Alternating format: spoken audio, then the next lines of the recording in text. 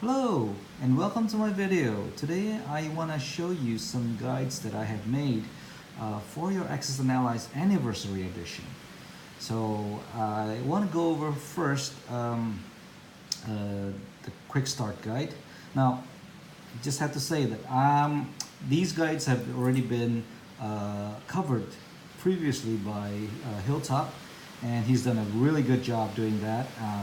I have made some revisions, and I thought, maybe I should make a video myself to supplement what he's done. But I will also put a link to his video in the description down below. So and for these documents, they are all in PDF format. I have put the link also in the description below, so you can go ahead and download the documents and go print it out at your local printer. So let me start off with the quick start guide. Now, what this is for is actually to help you if you have a friend, for example, who's a brand new player, or if you have friends that are not very familiar, or if you want to show your friend how to play, but you don't want to give them a whole book to read, and lose their interest that way. I mean, you can give them this handy dandy card, which is actually a trifold card like that. All right. So you can just give them that. These have all the relevant information, and if they follow it step by step, it's easy to read. It gives you a lot of information that you will have to find in the manual. So you can print one of these for each player, or you can print one or two just so that players can read when they're waiting for their turn. So it's up to you. But these are printed on A3 size paper, right? A3 size paper, and you fold them up, kind of like a brochure, just like that. Let me cover what they contain. So here we have the turn sequence, the turn order. Then you also have the information about the different units, how much they cost, the attack value, the defense value, the movement value, and their special abilities. For example, industrial complex cost 15, no attack, no defense, no movement, they produce new units. Artillery, for example, here cost 4, attack of 2, defense of 2, movement of 1, support infantry, and so on. So you can read that. It goes through all the phases, like here it says the turn sequence, turn 1, R&D, purchase unit, combat move, combat, non-combat move, mobilize new unit, collect income. So it goes through each of the phases, and all the things that you need to keep in mind when you go through the phases, from the research development, purchase unit, combat move, to then movement. You have your land movement, you have your sea movement, air movement, and then you have your combat sequence when you conduct your combat. It covers bombing raids, amphibious assaults. It covers general combat, your non-combat move, how you mobilize new units to collect income, and how you're going to win the game.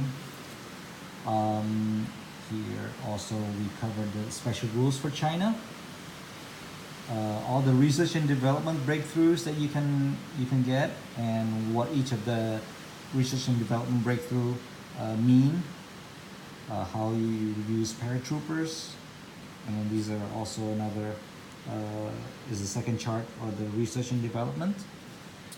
And on the last page, I have a summary here of all the bonus income and national objectives, so you can look at that if you want to refer to that. Then also for those that keep forgetting, what if you're using a battle dice, of course, what each color means. So that's white is 1, red is 2, blue is 3, green is 4. So that just kind of gives you a quick tip, to remember what colors for what. So if you're using a battle dice, and you forgot, what colors are for again, and just look it up here. It also has the bell board, so you know if you want to see, you know, visualize what your units look like on the bell board, you know, the defense and the attack values, you know, you can look at on this bell board that I have on this quick guide for you. So that's the quick guide, and keep in mind I will put the revisions. So I have revised them on and off, and you know whenever I think of something new or if somebody tells me that there's something that needs to be corrected, I will change the revision number. So you know whenever you want to go print, please download the latest revision and make sure that you've got the latest, most up-to-date version. You know, but I think these are, I think 99% or I guess 95% ready. There might be some additional stuff that I want to put in here, like maybe about AA guns. I think that's not clear enough in here, so I might put something more in, you know, more about that. So please, you know, keep, you know, when you want to download, when you want to go print, download a fresh new copy, just in case there is a brand new version of this available for you. Okay. The next item that I want to show you is this setup chart. Okay, so I have all the different setup charts all put into one sheet, and these are all the different units that you can get. Your markers, your industry, AA gun, infantry, artillery, tank, fighter, bomber, and so on. So they're all color coded, and for your scenario, your 1941 is in black, your 1942 is in red. So if you are setting up for 1942, for example, you don't forget and you use the 1941 setup chart. So you know, just keep in mind that you know you want to do the red ones, so that kind of helps. Also, if you notice that they are very color coded, so you know your transport and your cruiser, if you look at the shade of blue, it's a little bit different. So you know once you get the hang of it, you can actually tell what unit that is, you know, whether it's a transport or a cruiser or whatever it is, without even looking up, you know, to the table heading. So this is available for you also to download. Feel free to download it. It prints on an A3 size paper. You can do that at your local printer. And then the next product I want to show you, the next item that I want to show you is the national objectives and bonus income chart, and it looks just like this. All right, let me show you. So basically these are all the different bonus incomes that you can get, and the way you use this is once you have attained all the prerequisite, you can actually put your rondels on your marker on the space provided there to basically remind yourself that yes, you have met the requirements here, so I do get this bonus. And so when you're calculating how much IPCs to get, you can quickly refer to this chart to see which you know what bonuses you're entitled to get. And you know after you've done a battle, if you've added new territories, you can look over in this sheet to see if you've gotten any new bonuses, or let's say maybe if your enemy has lost their bonus, and you can look at this sheet to see what territories you should go take next, so that the enemy will lose their bonus, right? So this is a good sheet to basically do that, keep track of your income. And at the bottom of this national objectives and bonus income chart, you have the victory chart. So basically you take all the tokens, the victory city tokens, and you put them all on here. And you know these are all marked from 1 to 15, right? So basically, when you have reached 13, you have a minor victory. If you've reached 15, you have a major victory. And then just for kicks, I've added there. If you want for Axis, which is in red, you want to get total domination victory, 18 points. So you just blow through this and get 3 more, and once you reach this, you got total domination victory, 18 points, right? For the that's for the Axis, of course, evil Axis. And for the allies, of course, we have the good guys, so they're not total domination victory. It's unconditional surrender at 18 points. So from 15, they blow through. 16, 17, 18. So once they've reached this, you've got unconditional surrender of the Axis powers, right? So the way you use this, basically, when capital cities or victory cities changes hands, you take their token. Like for example here, Hong Kong. When you start out, this is in the hands of the Allied powers. But let's say Japan takes over Hong Kong. You want to take this and move it over to the Axis side, right? And as you take new cities, you want to take their markers and put them here, and then you slide it down, right?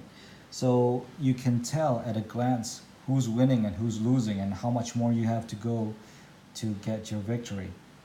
So let's say another example here. Let's say we take Shanghai. This is one that's really easy to take, right?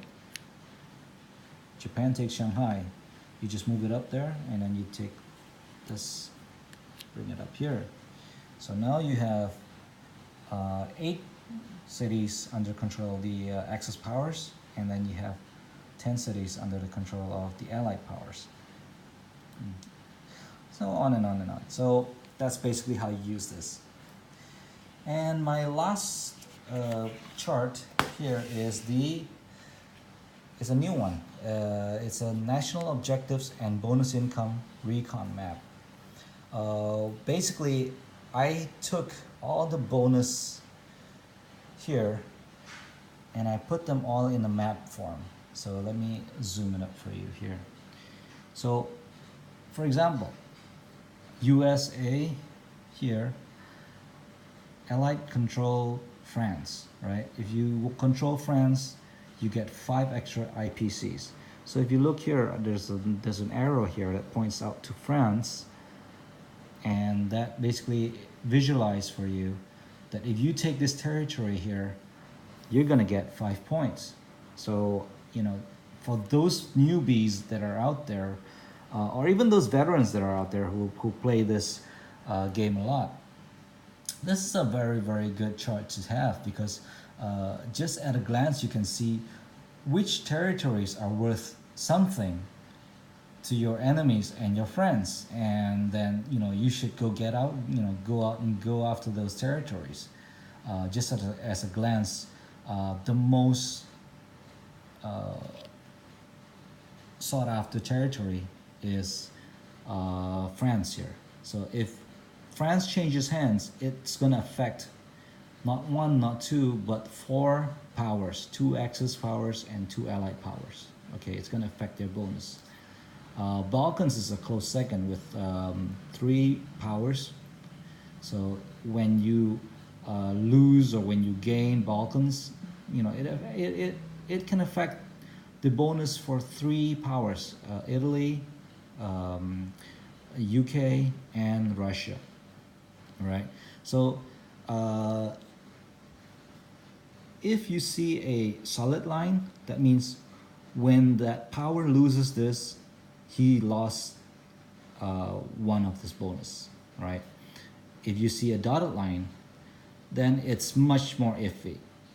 He might lose the bonus, but he might not, depending on if he still has the other, if he has enough requisite cities to keep his bonus or not. So it depends on, it's more situational. But for those that are solid lines, like so, right? Anytime any of these changes hands, see here, that means that that power is definitely going to lose some points, some IPCs. You know, he's going to lose his bonus because what the solid line means is that he has to keep this territory, right, in order to keep the bonus. And once he lost that territory, regardless of all the other territories that he has, for that bonus, when you lose one, you lose it all. You lose the bonus, all of the bonus. Okay, so the ones in solid lines are the most critical ones that you really need to attack or defend. Okay, so you know these files are all in the in my OneDrive, and I invite you all to come and download it and use it and print it. These are all in A3 size, so it's a little bit big, but I don't want to squint. Okay, thank you. Bye bye.